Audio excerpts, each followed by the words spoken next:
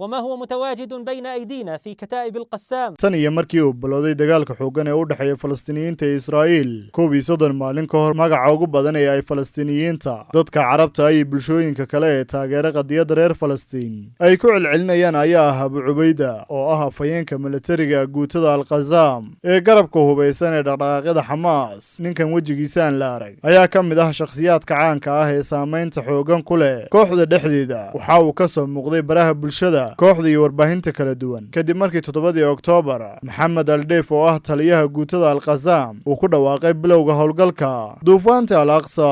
waxa uu soo duubaa muuqaalo isagoo afka ku soo duubtay cimaamad guduudan iyo koofi kana hadlaya horumarka kooxda ay ka gaartay dagaalka tan iyo markii uu bilowday dagaalka Israa'iil ee marinka Gaza. Abu Cubayda ayaa taageerayaasha Falastiiniyiinta ee Xamaas sheegaan inuu si xirfad leh u wajahay xaaladda dagaalka.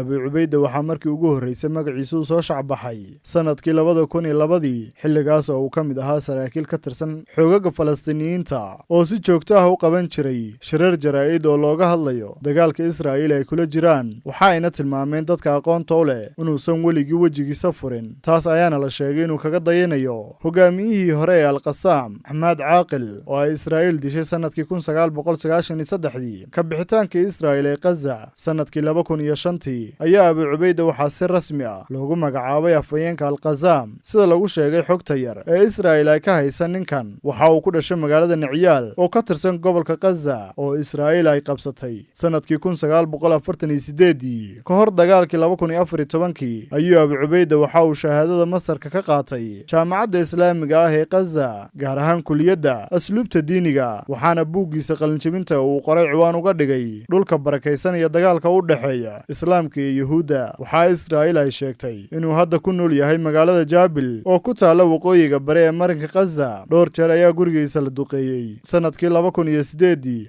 sanadkii 2012 sanadkii 2014 iyo weliba dagaalka hadda socda. waxaa si weyn loo bartay dagaalkii 2014 kadib markii uu ku dhawaaqay afduubka loo geystay askari Israa'iili ah oo lagu magacaabo Shaul Aron kadib isku dhacyo ka dhacay dhulka reer Falastiin. Abu Cubayda waxa uu horey akoon ugu lahaa Twitterka iyo Facebook halkaas ayuu ku qori jiray fariimaha dagaalka balse markii dambe ayaa laga xiray. waxa uu hadda isticmaalaa aaladda Telegram oo muuqaaladiisa uu ku baahiyaa. inkastoo ninkan uu jirina cid aragtay haddana Israa'iil waxay sheegtay inay garanayso xogtiisana ay hayso. afhayeen u hadlay ciidamada Israa'iil oo lagu magacaabo Afijay Adres ayaa yiri ninkan wejigiisa soo qarsaday magaciisu waa Xudayfa Kalxuud. waxa uu ku dhumaaleysanayaa koofiyadan uu soo gashaday balse Israa'iil waa ay haysaa aqoonsigiisa oo dhammaystiran. naanaystiisuna waa Abu Cubayda. Israa'iil waxa ay baahisay sawir ay sheegtay inuu yahay kan saxda ah. Abu Cubayd afhayeenka militariga ee guutada Al-Qassam garabka hubeysan ee dhaqdhaqaaqyada Xamaas bilowgii dagaalka kadib waxaa inta badan magaca Abu Cubayda uu noqday kan ugu badan ee ay isticmaalaan dadka Carabta iyo shacabka reer Falastiin guud ahaan dadka taageera.